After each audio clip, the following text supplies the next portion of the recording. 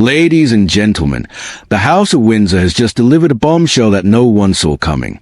In a move that has left the entire royal household reeling, the royal family has officially announced that Catherine, Princess of Wales, will step into the central role of the upcoming Windsor Reception, the very position long reserved for the Queen.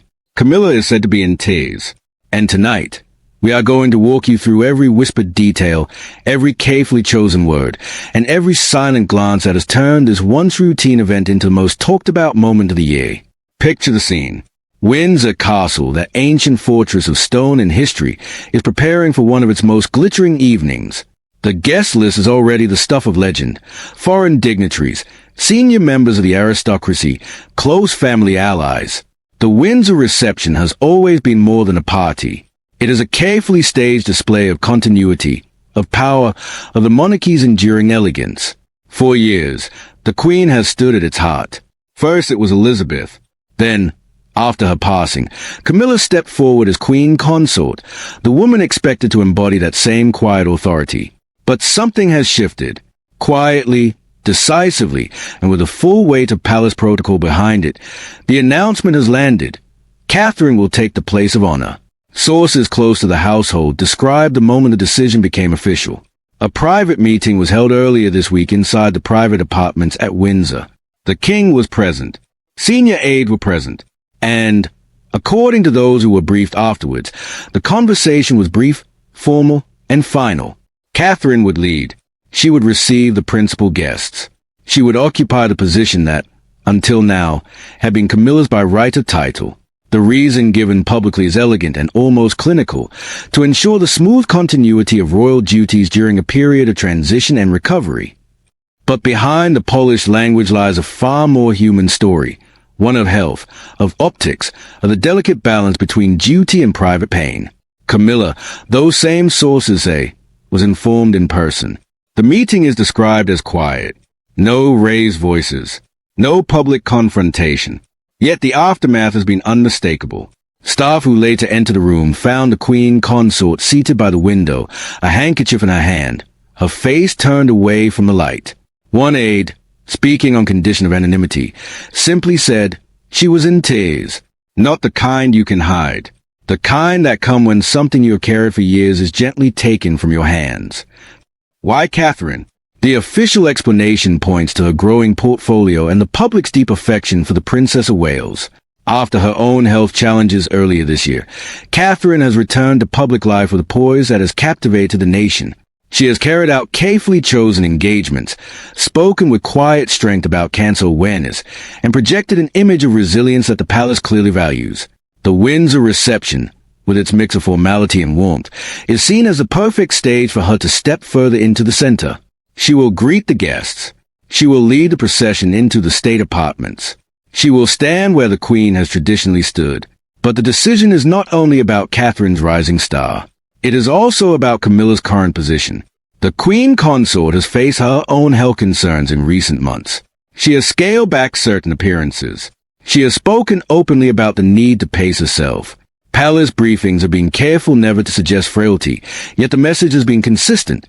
The King and Queen Consort are adjusting their workloads. In that context, asking Catherine to take the lead at Windsor is framed as practical, protective, even kind. Yet kindness can still wound. For Camilla, who spent decades in the shadows before finally becoming queen, the symbolism cuts deep. To be replaced, even temporarily, even politely, at an event that once defined royal presence is a public reminder of shifting power. The reaction inside the family has been layered. The king, according to those familiar with his thinking, is said to be pragmatic. He has long spoken of the need for the monarchy to look forward, to present a picture of strength and renewal. Catherine represents that future. She is young enough to carry the institution for decades, popular enough to soften the harder edges of royal life, and already tested by personal adversity. Supporting her elevation at Windsor is, in the king's view, both strategic and necessary. Yet he is also a husband. Those who know him well suggest that the conversation with Camilla was not easy. He is said to have spoken with genuine affection, emphasizing that this was not a permanent displacement but a practical arrangement for one high-profile evening. Whether that reassurance reached her heart is another matter entirely. Princess of Wales herself is described as measured and slightly stunned by the speed of the announcement. Catherine has never sought the spotlight for its own sake. Her public style has always been one of quiet competence rather than grand statements. Yet when the request came, she accepted. Palace aides note that she asked careful questions about protocol, about seating, about the precise form of address for the evening. She wanted to get every detail right. There is no sense of triumph in the accounts that have emerged. Instead, there is a sense of duty accepted with grace, and perhaps a private awareness of how delicate the situation remains to Camilla. Outside the castle walls, the speculation is already racing. Social media has lit up with every possible interpretation.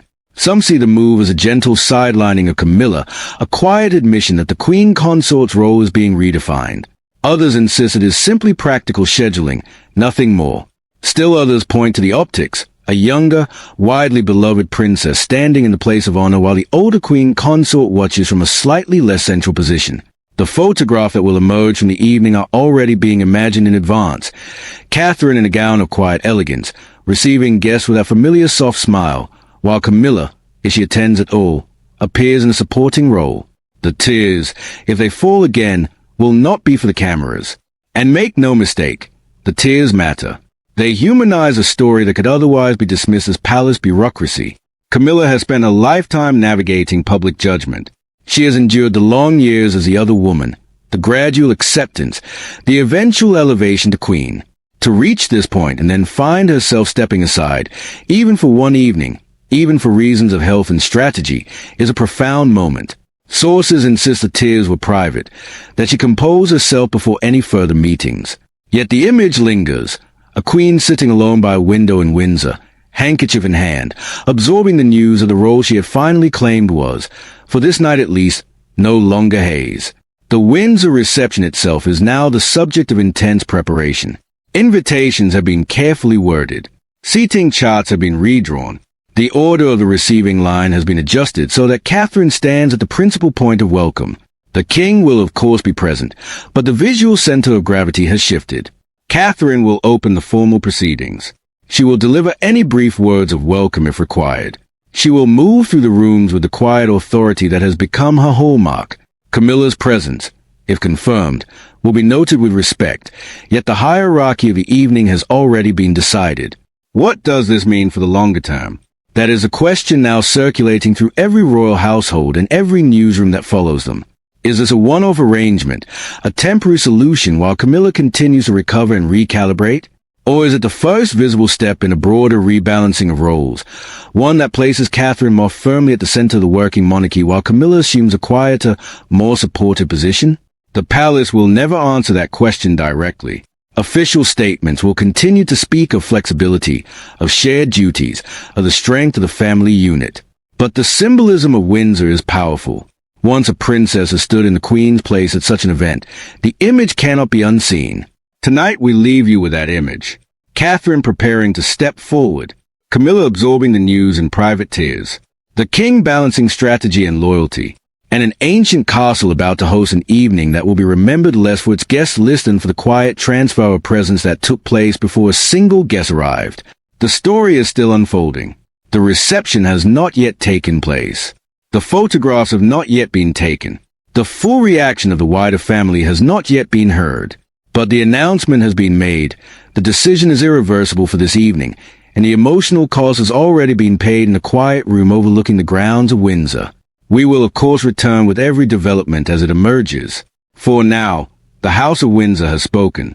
Catherine will lead, and Camilla, for one glittering night, will step aside, with tears that the public was never meant to see, yet somehow already feels. Yet the story does not end with the announcement itself. In the days that followed, the corridors of Windsor and Clarence's house hummed with a different kind of tension, the kind that never appears in official communiques. Staff who have served the household for decades describe a subtle but unmistakable shift in atmosphere. Conversation falls silent when certain doors open. Schedules are rewritten late into the evening. And in the private rooms, the weight of what has been decided continues to settle. Catherine has begun her preparations with a quiet intensity that has become her signature. Dress fittings have taken place behind closed doors. Protocol briefings have been extended. She has spent long hours reviewing the guest list, studying the order of precedence, and rehearsing precise cadence of a royal welcome that must feel both warm and commanding. Those who have observed her say there is no trace of triumph in her manner, only a deep sense of responsibility. One senior dresser confided that the Princess of Wales asked, more than once, whether the arrangements would cause unnecessary discomfort for the Queen Consort. The answer she received was carefully neutral. The decision had been made at the highest level, and her duty was to carry it out with grace. Camilla, meanwhile, has withdrawn into a quieter rhythm. She has cancelled 2 minor engagements that were not yet public. She has been seen walking the grounds of Windsor with only a single lady in waiting, her usual brisk stride slowed. The tears that fell in that first private moment have not been repeated in front of staff, yet the emotional residue remains. Those closest to her speak of a woman who understands the machinery of monarchy better than most, who has always known that titles and roles can shift like sand. Still, understanding does not erase the sting. For decades she waited in the wings. She endured the long years of public hostility, the gradual softening of opinion, the eventual recognition as queen. To have that hard-won position gently but firmly set aside, even for a single evening, is a reminder that the institution she serves will always place continuity above individual sentiment. The king is said to be the bridge between the two women. In private conversations, he has emphasized that the arrangement is temporary, practical, and born of care rather than criticism. He has reminded Camilla of her own earlier decisions to step back when health demanded it, framing Catherine's role at the reception as an extension of that same protective instinct. Whether those words have fully soothed the wound is known only to the couple themselves. What is clear is that the king is determined the evening will proceed without visible fracture. The monarchy, in his view, cannot afford the optics of division. Strength must be projected. Unity must be performed. And so the script of the night has been written with meticulous care. Catherine at the center, Camilla present if she chooses, the king the steady constant between them. As the date of the reception draws nearer, the wider royal family has begun to take its own quiet positions. The Prince and Princess of Wales's children are not expected to attend the formal portion of the evening, a decision that keeps the focus squarely on the adults and avoids any suggestion of a full generational handover. Other senior members have been briefed and are expected to fall into line with the new order of the receiving line. There is talk of carefully chosen jewelry, pieces that speak of continuity rather than competition, and of gowns that will photograph as complementary rather than contrasting.